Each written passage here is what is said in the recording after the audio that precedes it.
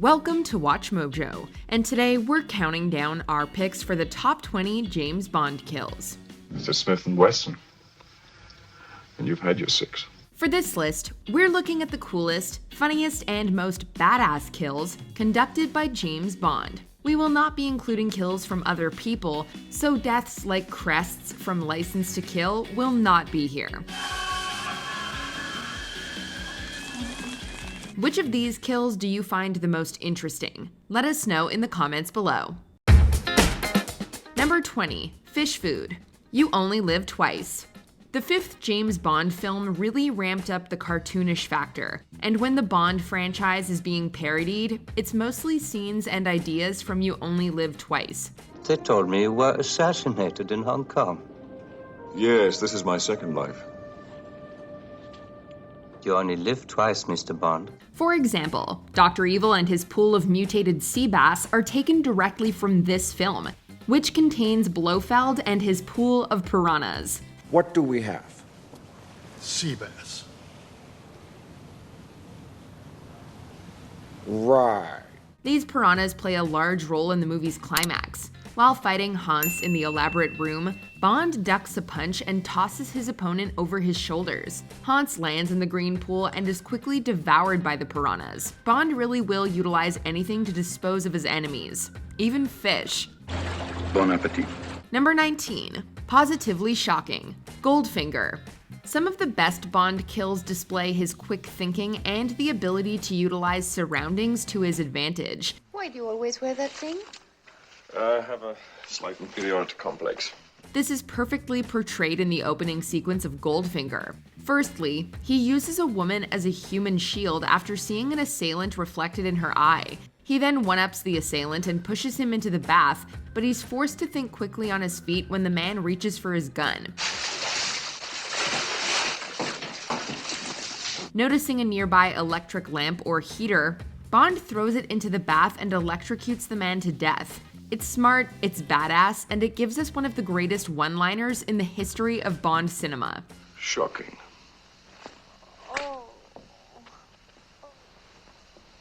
Positively shocking. Number 18. Don't touch Bond's tie. The Spy Who Loved Me.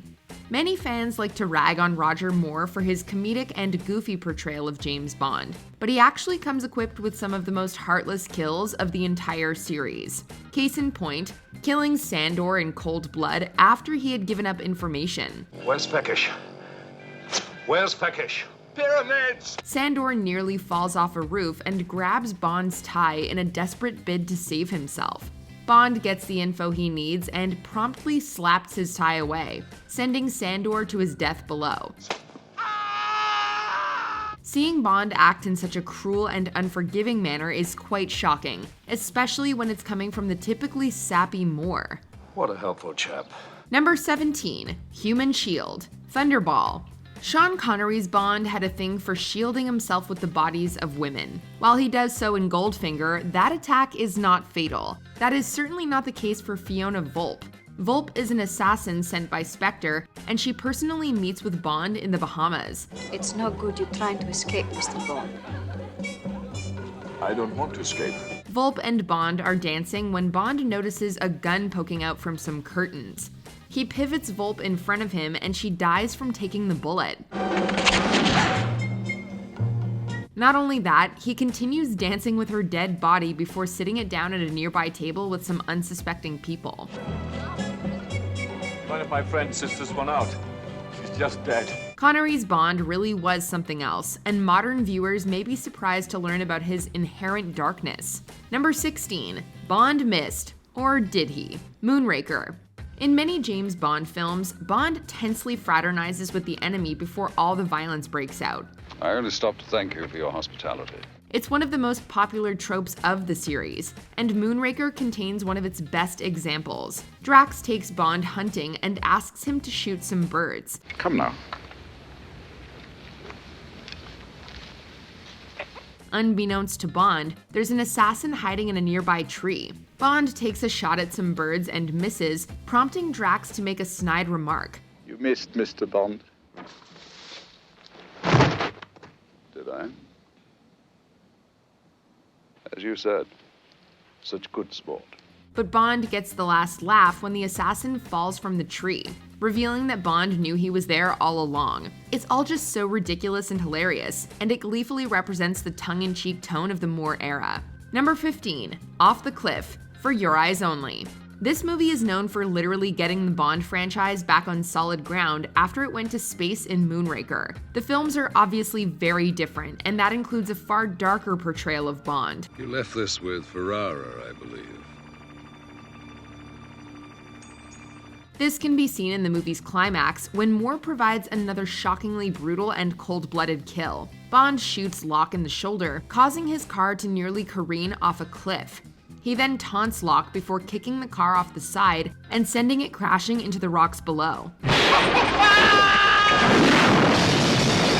It's surprisingly dark and ruthless, and it's probably the closest that Moore's Bond ever came to Connery's. Had no head for heights. Number 14, Thirsty, Quantum of Solace. A study by the University of Otago proved that Quantum of Solace was the most violent film in the franchise, featuring 250 acts of violence in just 106 minutes. It ends on a suitably dreary tone, with Bond's most personal kill. I answered your questions. I told you what you wanted to know about Quantum. Yes, you did. And your friends would know that, so they're probably looking for you. After capturing and interrogating Dominic Green, Bond leaves him stranded in the desert with a can of motor oil. Here. I bet you make it 20 miles before you consider drinking that. Goodbye, Mr. Green. While we don't see his demise, we later learn that he did indeed drink the oil. Bond doesn't directly kill Green, but he leaves him for Spectre's agents and torments him in the process, so he might as well have. They found Green dead in the middle of the Bolivian desert of all places. 2 bullets in the back of his skull. They found motor oil in his stomach. Does that mean anything to you? Wish I could help. Daniel Craig is often praised for his gritty portrayal of Bond, and it doesn't get much grittier than this. Number 13, Grant is Strangled, From Russia with Love. This movie is in the top tier of Bond films, and it contains one of the greatest brawls of the whole series. Even today, the train fight between Bond and Red Grant is brutal, well choreographed, and exciting. And it contains a suitably grisly conclusion. Being garroted, Bond grabs a hidden knife from his suitcase, stabs Grant in the arm, and proceeds to strangle him with his own garrote.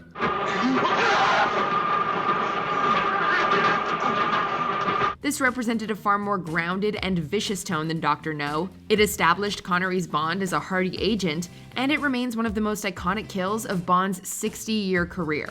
Number 12, Drax ejected into space, Moonraker. With Moonraker being set in space, it was only natural that the main villain got ejected into the cold and dark vacuum. It was either that or get shot with a laser or something. Like the tree death scene earlier in the film, Drax's demise is pure Moore.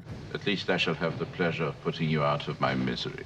Bond raises his hands and feigns surrender, only to shoot Drax with a cyanide dart. Bond then scoots past him and politely opens the airlock, gently pushes him in, and ejects him into space. Allow me. Take a giant step for mankind. The relentless quips only add to the comedic tone, featuring 3 goofy one-liners in the span of 30 seconds. Where's Drax? Oh, he had to fly. There's no denying that the Moore era was fun. Stupid fun, but fun nonetheless. Number 11, A Golden Death, A View to a Kill. Today, Moore's final outing is best remembered for the Duran Duran title song and, infamously, Moore being 57 when the movie was released, but it contains one of the most unique climaxes of the series, taking place atop the Golden Gate Bridge. Bond gets the upper hand in a brawl, and Max Zorin falls hundreds of feet into the water below. It's a well-filmed death, as the camera follows Max from the top of the bridge all the way to the water in one unbroken shot.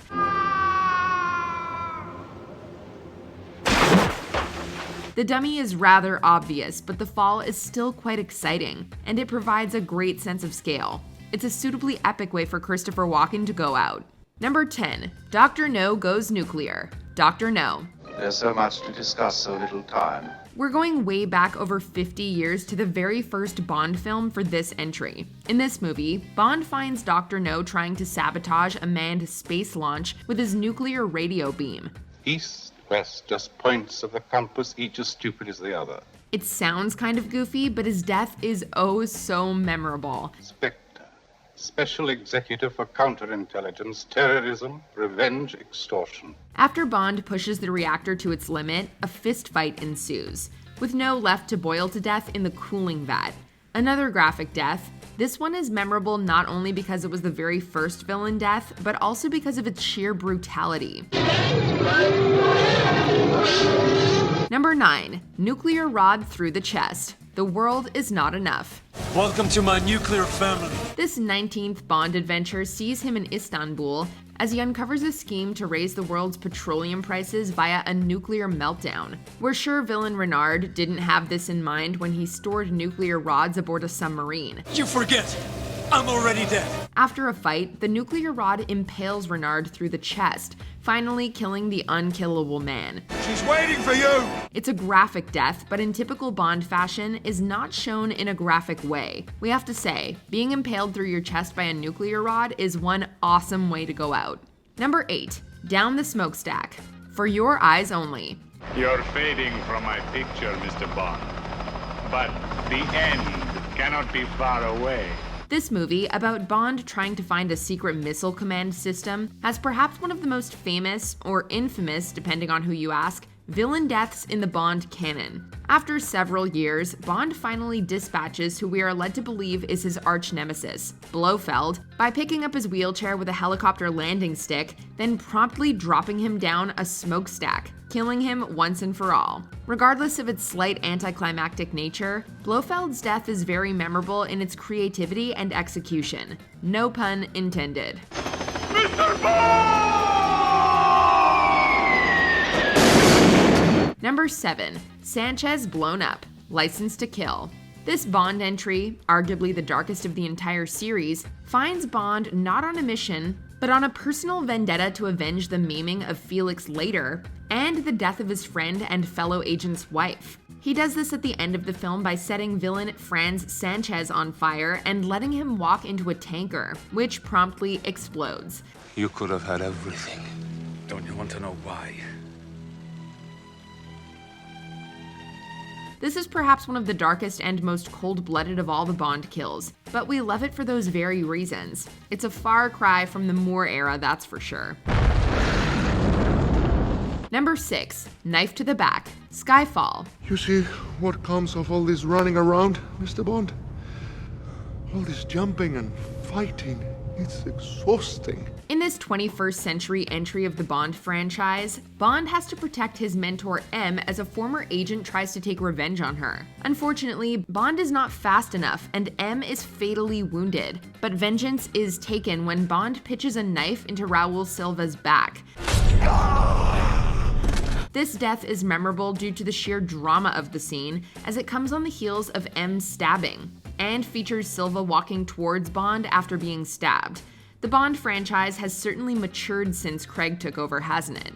Last rat standing. Number 5. Elektra's death. The world is not enough. Are you ready? What can we say? There were some really memorable kills in this movie. In this scene, Bond and M are both held hostage, and after freeing M, Bond returns to take care of business. After Elektra disobeys Bond, he shoots her point blank in the chest, killing her without a blink or hint of remorse. I won't ask again. Call him off. Call him off! This kill again sees Bond at his coldest, as he kills an unarmed woman at point blank range. You wouldn't kill me. You'd miss me. Yes. Die, Bond! Yes, she deserved it, but it's memorable due to the sheer shock effect of the kill. Number 4. Odd Jobs Electrocution. Goldfinger. While Goldfinger's death out of the airplane was memorable in and of itself, it's Odd Job's demise that proves even more so to us. Oh, you must excuse Odd Job, Mr. Bond. He's an admirable manservant, but mute. In this movie, Bond tries to protect Fort Knox against the thief Goldfinger, and in the finale, fights his henchman Odd Job. After a fist fight, the Korean manservant's steel hat gets stuck in the vault's bars. As he reaches for it, Bond touches a loose electrical wire to the steel bars, and this causes Odd Job to cook like a steak. His fall forward is just icing on the cake. Number 3. The Cradle Will Fall on 006, GoldenEye. Back from the dead. No longer just an anonymous star on the memorial wall at MI6. After a 6-year hiatus, Bond returned with this film where he attempts to stop an arms syndicate from using the titular satellite to destroy London. On my count. 3, 2, 1. While Xenia Onatop's death earlier in the film deserves a mention, it's the killing of Agent 006 that takes it. You've made me a very unhappy man. Alex Trevelyan's death comes at the end of the movie, and it is a brutal one. After a fist fight, Bond coldly drops Trevelyan hundreds of feet down onto the floor of the satellite. After somehow surviving this, Trevelyan watches as the entire exploding cradle falls towards him, during which he screams out in fear as it crushes him to death. Damn.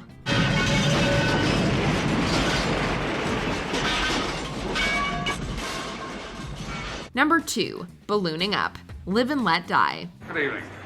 Name's Bond. Do you have a reservation for me? In this first Roger Moore-era film, Bond tries to stop drug lord Mr. Big from distributing large amounts of heroin without cost. The heroin leaves here, I take it, carried somewhere by that winch. Correct again, Mr. Bond. What a quick study you are. Let me show you exactly how it works. In the finale, 007 finally kills Big, who is actually immoral Caribbean Prime Minister Dr. Kananga, by putting a shark gun pellet into his mouth, causing the villain to literally blow up like a balloon, shoot out of the water, and explode upon impact with the ceiling.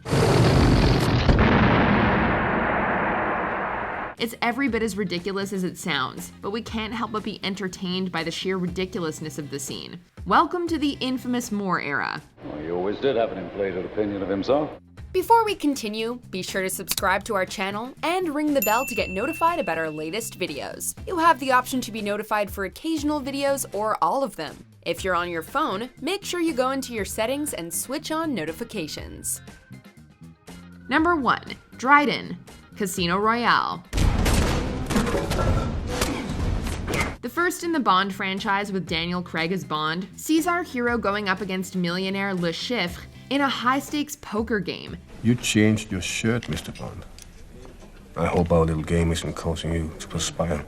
At the film's beginning, we see Bond in an office telling the story of how he killed his first target, Dryden's underground contact Fisher, to Dryden himself. Your file shows no kills, and it takes 2.